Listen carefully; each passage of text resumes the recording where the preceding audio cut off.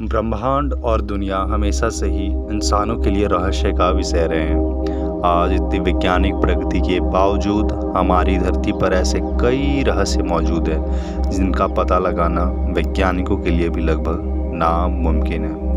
हम इंसानों के मन में हमेशा यह जानने की उत्सुकता रहती है कि पृथ्वी की उत्पत्ति कैसे हुई, दुनिया अस्तित्व में कैसे आई, पृथ्वी का जन्म कब और कैसे हुआ, पृथ्वी की संरचना कैसे हुई, जीवन पृथ्वी पर कब और कैसे आया। तो आइए इस वीडियो में हम यह जानने की कोशिश करते हैं। कुछ लोगों का मानना है कि पृथ्वी का निर्माण देवता या ईश्वर ने किया है, जबकि वैज्ञानिकों का मानना है कि पृथ्वी आग का गोला थी जो सूर्य से निकली और समय के साथ ठंडा होती गई, जिसके बाद पृथ्वी पर जीवन बनता। पिछले वीडियो में हमने यह जाना था कि सूर्य और बाकी प्लैनेट कैसे बने। वैज्ञानिकों के अनुसार 4.54 अरब वर्ष पहले पृथ्वी का तापमान 1200 डिग्री सेल्सियस था। इस समय धरती पर सिर्फ उबलता हुआ लावा, चट्टानें और जहरीली गैसें थी। ऐसे में पृथ्वी पर जीवन असंभव था। पृथ्वी की उत्पत्ति के समय थिया नामक ग्रह जो 50 किलोमीटर प्रति सेकंड की स्पीड से पृथ्वी की सतह से टकराया तो जोरदार विस्फोट हुआ, जिससे बहुत सारा कचरा धरती से निकल गया और थिया ग्रह धरती में समा गया। धरती से निकला वह कचरा हजारों वर्षों बाद ग्रेविटेशन की वजह से गेंद की तरह बन गया, जिसे हम आज चंद्रमा यानी मून कहते हैं। पृथ्वी की उत्पत्ति के बाद करीब 20 करोड़ वर्षों तक अंतरिक्ष से चट्टानें पृथ्वी पर गिरती रही। इन चट्टानों में अजीब तरह के क्रिस्टल होते थे जिन्हें हम आज नमक कहते हैं। इन चट्टानों के क्रिस्टल ने समुद्र के रूप में ढेर सारा पानी इकट्ठा कर लिया। इतने पानी के कारण धरती की सतह ठंडी होने लगी और चट्टानें सख्त हो गई, लेकिन लावा अभी भी पृथ्वी के आंतरिक भाग में मौजूद था, जिससे पृथ्वी की सतह का तापमान 70 से 80 डिग्री सेल्सियस तक पहुंच गया। इस दौरान धरती पर लगातार ज्वालामुखी फट रहे थे और उल्कापिंडों की बारिश हो रही थी। उल्कापिंडों के साथ कार्बन और अमीनो एसिड जैसे पदार्थ भी धरती पर आ रहे थे, जो हर जीव जंतु और पौधे में मौजूद होते हैं। उल्कापिंड काफ़ी ऊंचाई से गिरने के कारण गहरे पानी में चले जाते थे और ठंडे होकर जमने लगते थे। इसके बाद ये उल्कापिंड एक तरह से चिमनियों का आकार लेने लगे और ज्वालामुखी की दरारों में पानी घुसने से चिमनियों में से धुआं निकलने लगा और यह धुआं एक केमिकल सूप की तरह रूप ले लिया। इससे पृथ्वी पर सूक्ष्म जीवन यानी माइक्रोस्कोपिक लाइफ प्रारंभ हुआ और पृथ्वी पर सिंगल सेल बैक्टीरिया की उत्पत्ति हुई। इस तरीके से समुद्र में जीवित जीवाणु यानी बैक्टीरिया जन्म लेने लगे और पौधे और पत्तियां उगने लगी। इन्हें स्ट्रोमेटोलाइट कहा गया।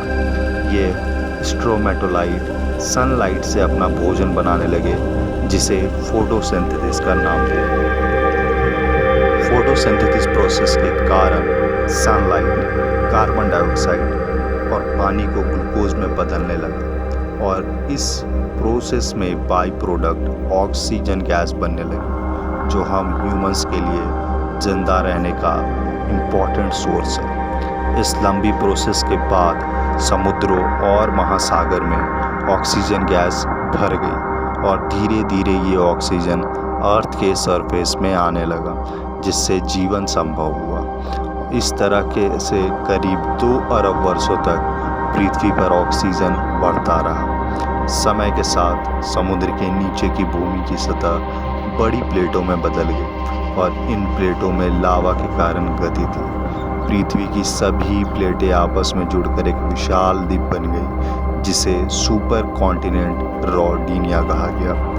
अब पृथ्वी का तापमान घटकर 30 डिग्री सेल्सियस हो गया था और दिन 18 घंटे लंबा होता था। ऐसा कह सकते हैं कि पृथ्वी की स्थिति अभी के मंगल ग्रह जैसी हो गई थी। बाद में लावा की गर्मी की वजह से पृथ्वी की सतह दो भागों में बढ़ गई, जिसे साइबेरिया और गोंडवाना नाम के दो महाद्वीप बन गए। ज्वालामुखी के लगातार फटने के कारण कार्बन डाइऑक्साइड निकला और यह कार्बन डाइऑक्साइड सूर्य की किरणों को ऑब्जर्व करने लगा और इसकी वजह से पृथ्वी का टेम्परेचर बढ़ने लगा। टेम्परेचर बढ़ने के कारण समुद्र का पानी भाप बनकर बादल का रूप लेने लगा और इसके साथ ही कार्बन डाइऑक्साइड गैस के कारण एसिड की रेन होने लगी।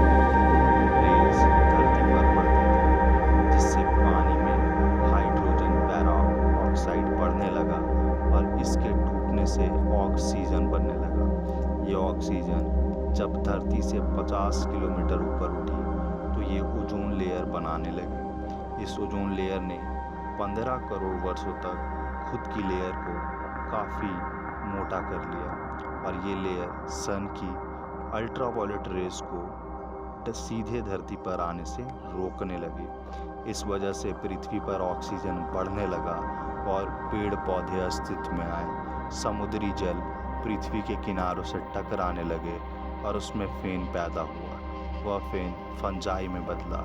फिर ये फंजाई सिंगल और मल्टी सेलुलर ऑर्गेनिज्म बन गया। फिर रेप्टाइल्स, मैमल्स और ह्यूमन इवॉल्व हुए। लेकिन आज इस धरती के समस्त पर्यावरण, जैव विविधता व जैवमंडल पर मनुष्य के द्वारा कुकृत्यों तथा वायु, जल और भूगर्भीय प्रदूषण से, ग्लोबल वार्मिंग, जंगलों की अंधाधुंध कटाई से इस धरती का पर्यावरण और इसके समस्त पशु पक्षी और हजारों जीवों की प्रजातियां भयंकर रूप से विलुप्त की स्थिति तक पहुंच चुकी है।